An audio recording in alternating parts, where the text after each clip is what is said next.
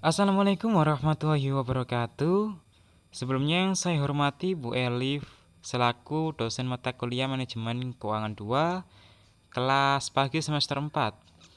Saya akan mempresentasikan hasil kerja dari saya sendiri, yakni tentang materi konsolidasi merger dan akuisisi.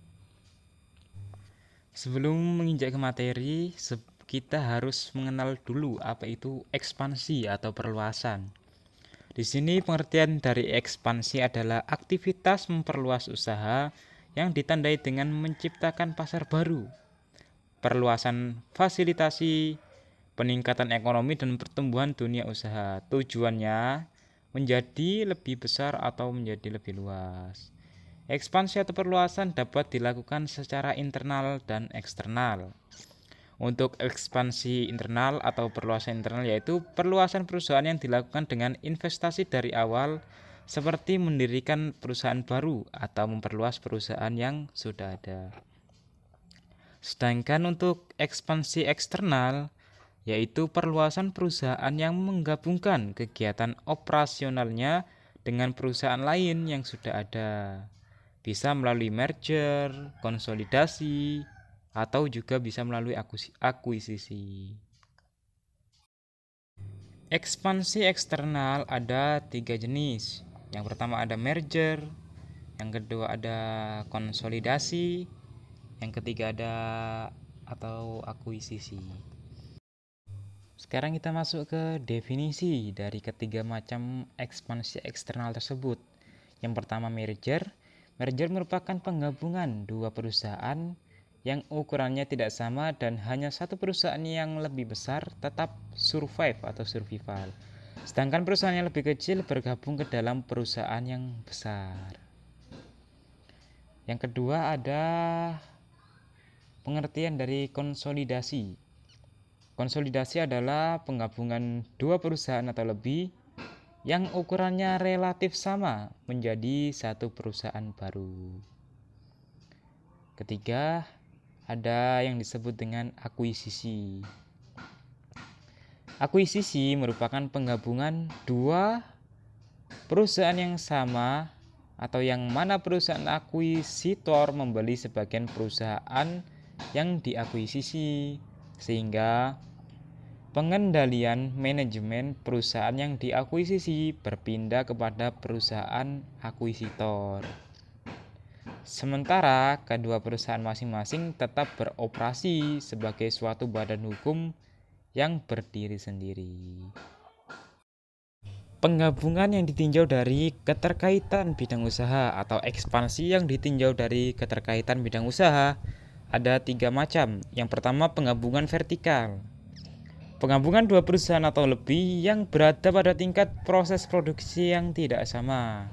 Vertikal ya, namanya vertikal ya ke atas ke bawah gitu, ke bawah ke atas. Contoh, penggabungan perusahaan produksi sepatu dengan perusahaan pabrik kulit yang memasok bahan baku.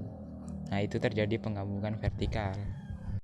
Yang kedua ada ekspansi horizontal atau penggabungan horizontal. Penggabungan dua perusahaan atau lebih yang berada pada tingkat proses produksi yang sama, jadi sepadan ya horizontal, garisnya lurus ke samping. Contoh perusahaan sepatu Bata dengan perusahaan sepatu Nike, nah, ini kan setara, sama-sama sepatu gitu. Untuk ekspansi yang nomor 3 itu penggabungan konglomerat.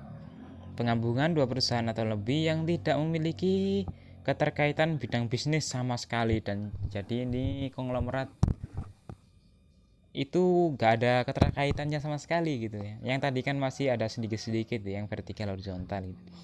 Contohnya perusahaan sepatu bergabung dengan perusahaan semen. Nah, ini kan nggak ada hubungannya sama sekali sepatu ke semen gitu.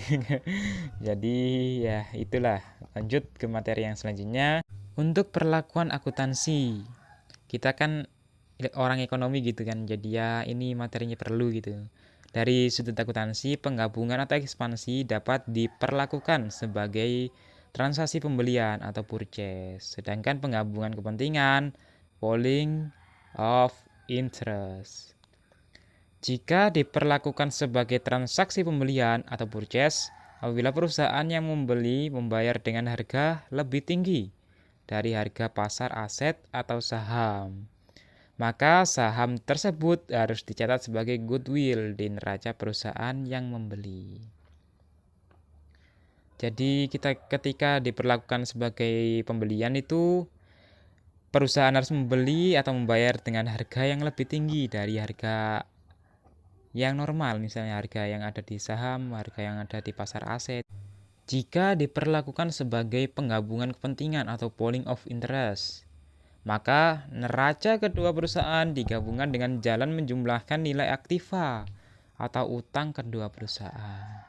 Jadi ketika diperlakukan sebagai pooling of interest, kedua neraca perusahaan itu digabungkan dan dijumlahkan nilai aktiva sama nilai hutang atau nilai kewajiban liabilitas gitu.